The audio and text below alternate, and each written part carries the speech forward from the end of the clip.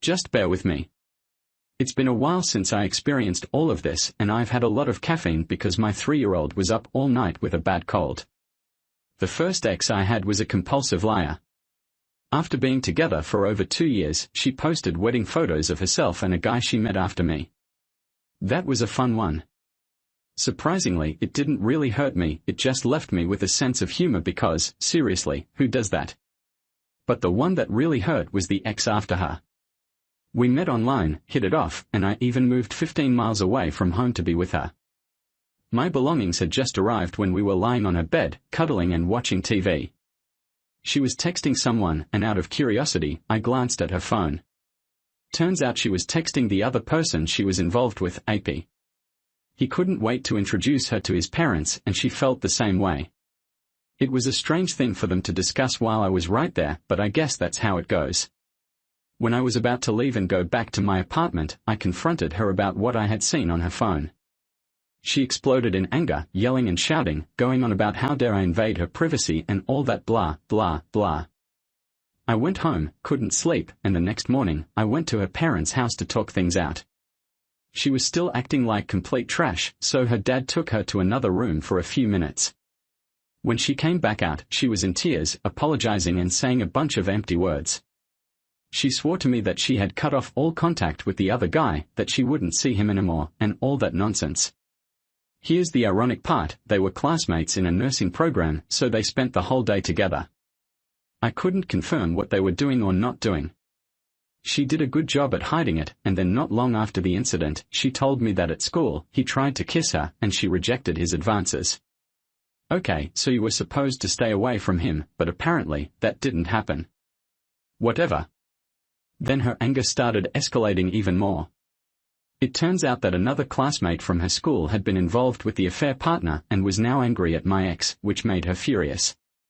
She expected me to do something about it, but I had no clue who this person was since I had never heard of her before. Besides, her school was located about an hour away from where we lived. The situation kept getting worse and worse. On top of that, she became really paranoid about getting pregnant. She carried around multiple pregnancy tests with her and would often sit me down to tell me that she might be pregnant. Once, she asked me to drop her off at Planned Parenthood for a checkup, which ended up taking a few hours because she didn't have insurance. I can't confirm if everything was legitimate, but I remember getting frustrated because I had never waited that long for a doctor's appointment. Adding to the chaos, she claimed that she had to stay at her brother's house once a week because she was assigned to work at a retirement home that was a bit of a drive from us. I have my doubts about whether she was actually staying there. Her brother lived in a nearby city where the affair partner resided. I have to mention that the AP bears a striking resemblance to me. It's weird to think about how he looks like the version of me without my workout routine. It's quite amusing to see that she clearly has a type and still managed to choose someone below me in terms of character. Then November came. She asked me to go for a drive and revealed that she was considering dropping out of the school where she had met the AP. I'm not entirely sure about the exact circumstances, but I believe that he gave her an ultimatum to choose between him and our relationship, and that's why she left. I was fine with that, or so I thought. Little did I know that she was obviously still involved with him. She planned to return to the same school I was attending, thinking that we would see each other more often. Sounds good. So, time keeps moving, and to be honest, I can't recall anything particularly suspicious happening, but if you've made it this far, you can clearly see that I'm just too trusting. She dropped out of school again, this time to work. Maybe something happened during that period. Her behavior during this whole time took a noticeable turn for the worse. She started drinking frequently. It could be guilt from the affair, or maybe she started a new one, but I honestly have no clue. Finally, we moved back to my hometown. I'm pretty sure she reached out to her affair partner again during this time. Oh, I just remembered that she flew back to her hometown for a few days to visit her sister for her birthday. Okay, now something starts to make a little more sense. Her behavior leading up to the trip and afterward goes off the rails, lots of hostility, lots of screaming. She tells me she's pretending in bed or thinking about other guys. After years of enduring this, I'm completely worn out. I had zero self-esteem left. She drained every ounce of life, every part of my being. She tells me she's going back, and stupidly, I decide to join her. And that's when things take a turn for the worse. She lands a job working with her brother at a company located just outside of town. I'm pretty sure she's meeting up with the affair partner or someone else during this time. The breaking point for me was when she didn't answer her phone one night and came home hours after her work shift ended, claiming that the custodial staff didn't show up. Yeah, right. By this point, I'm constantly getting yelled at and berated for even the smallest things, real or imagined. She's telling me that our kids won't learn anything about my culture, my dad is an immigrant, trying to make me sleep on the couch, and we haven't been close for about 6 months. On top of all that, I discover mysterious stains in my car, and now she pulls this. That's when it finally sinks in that I deserve better treatment than this. I gathered the courage to stand up for myself and tell her that I'm done. I think it was about a week after Valentine's Day when I left. My brother flew up to help me drive away. I received a mix of messages from her ranging from "please come back, I'll do anything" to pure venom. Since I didn't go no contact, I had the unfortunate experience of hearing about her bringing other men to our shared apartment and being close with them on the very bed we used to sleep on. Then she started talking about this new guy she met and how she was in love with him. This all happened maybe 2 months after I left. And then one day, while I was playing Civilian 5, I received a text message. It was from her. She just reached 8 weeks of pregnancy. Oh well, 8 weeks before that was my birthday. Whatever. We weren't together anymore. She wanted me to hear the news directly from her before she posted it on social media. How thoughtful. It took me about 2 months to find out who the father was, and it turned out to be the affair partner. I have no idea about the guy she claimed to be in love with, but I can only imagine it didn't end well for him because her declarations of love and getting pregnant by the affair partner happened very close together. She and the affair partner are still together now, married with 2 children. Ironically, she ended up in the very town she used to express her fear of being stuck in forever. I remember her crying once, worried that when I went back to my parents' house, I would revert back to my old self. It's funny because I've always been someone who remains faithful, and cutting her out of my life allowed me to grow and become a better person. It's truly amazing how much my life improved after she was out of the picture. After a few years and many exciting new experiences, I met my incredible wife. She's absolutely stunning and has a heart of gold. She's an amazing wife, and a few years ago, she became a wonderful mother to our children. If I had stayed with my ex, I would have missed out on meeting my wife, having my kids, and starting my own successful company that gives me a lot of freedom. We are even closing on our new house next week. My ex always despised the idea of me pursuing anything or showing ambition. My wife is my biggest supporter. I still remember the excitement in my ex's voice when she expressed how happy she was that I gave up on my dream of going to law school. In contrast, my wife encouraged me to pursue it and cheered me on every step of the way, even though I eventually realized it wasn't for me and dropped out. Unlike my ex, my wife embraces new experiences like our honeymoon outside the US and going on cruises. I came out on top. There may not be a polite way to say it, but it's the truth. My life has improved so much that it's truly incredible to reflect on how far I've come. I've created wonderful new memories, met amazing people, and my life has taken a complete turnaround in ways I never imagined. To conclude, I guess things aren't going so well for my ex because she reached out to me a year ago, seemingly attempting to make amends. She apologized for all the hurtful things she said and did and mentioned that there's still a place in her heart for me because I was her first love. Well, too bad for her, right? Sometimes things just don't work out. Second story, my wife and I tied the knot in August 2019. Our journey wasn't a breeze and we had our fair share of arguments, but I never felt like we were at risk of losing each other. We both had our own challenges to overcome. I've been in recovery for an addiction to adult movies for over 6 years while she was starting therapy to address her childhood trauma. I believed we were on the right path. By August 2020, our relationship still had its rough patches, but hey, it was our first year of marriage, so it was expected to be a bit tough, right? I thought that even though we weren't where we used to be, we had at least made progress. However, a few weeks into August, my wife started growing more distant. She spent increasingly more time with her male co-workers. I started getting worried, but every time I tried to talk about it, she reassured me, "You struggle with lust, not me. I'm never alone with them. I just get along better with guys," and so on. I had my doubts, but I convinced myself that she was right. After all, I was the one dealing with my ex-movie struggle, so maybe I needed stricter boundaries than her, right? We had a discussion early on in our marriage about not being alone with someone of the opposite sex to avoid any potential issues. While she acknowledged our agreement, she didn't think it applied to her because her struggles weren't related to sex.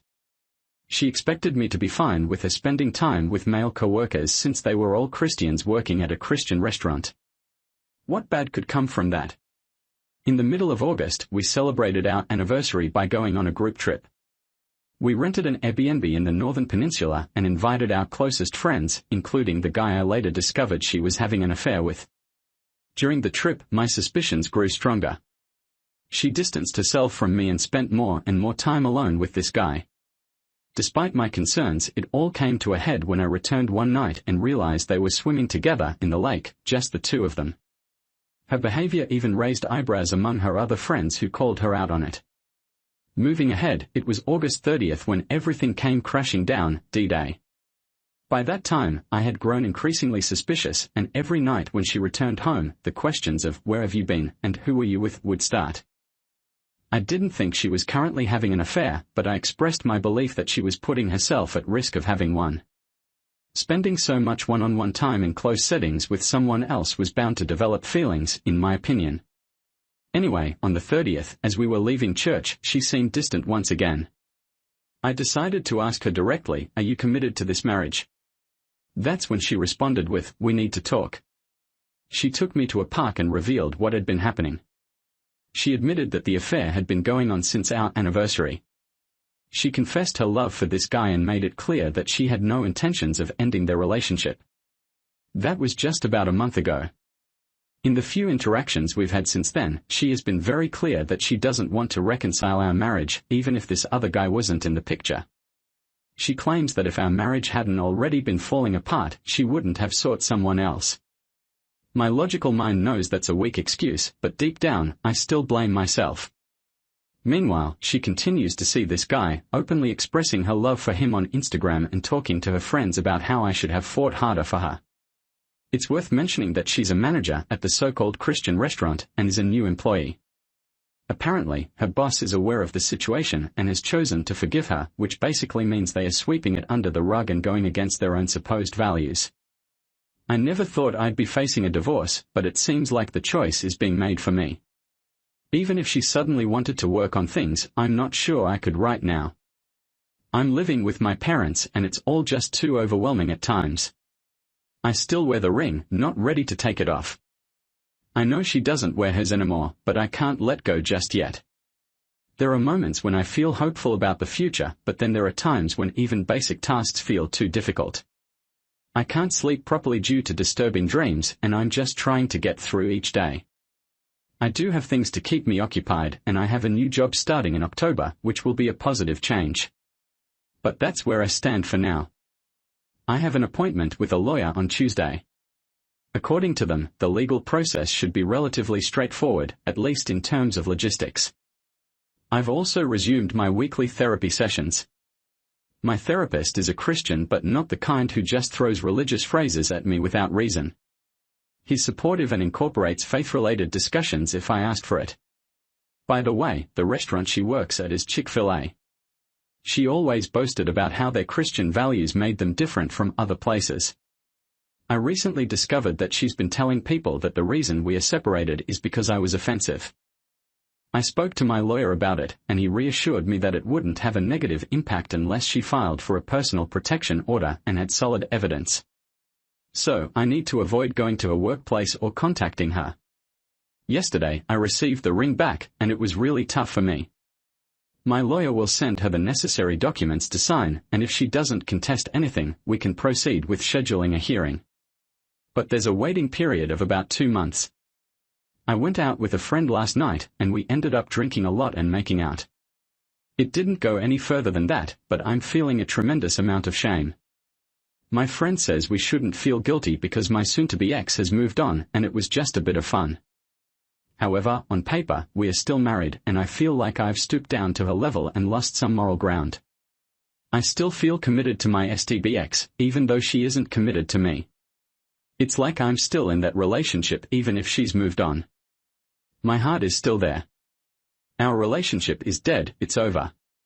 We are just waiting for our court hearing to make it official, but she's been gone for a while now, and it seems like she's still sleeping with the other guy.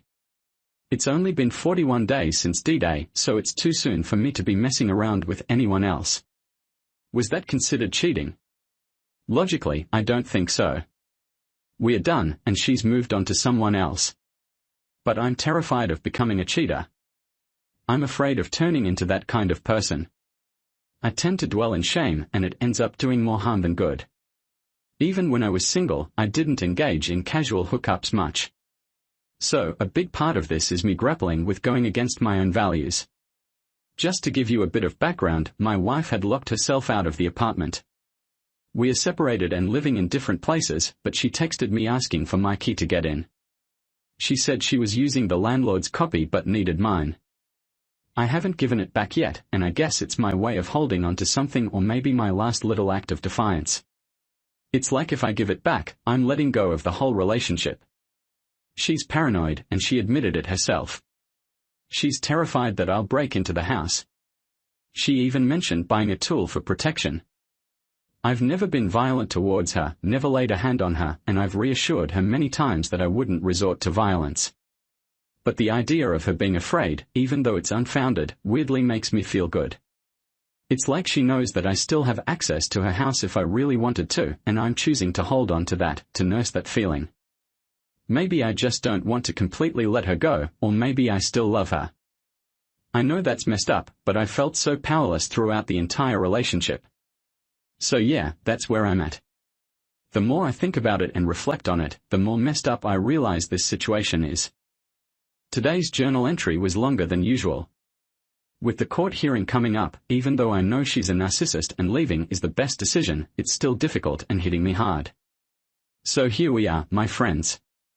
I didn't edit or try to organize my thoughts, but this is where I stand today.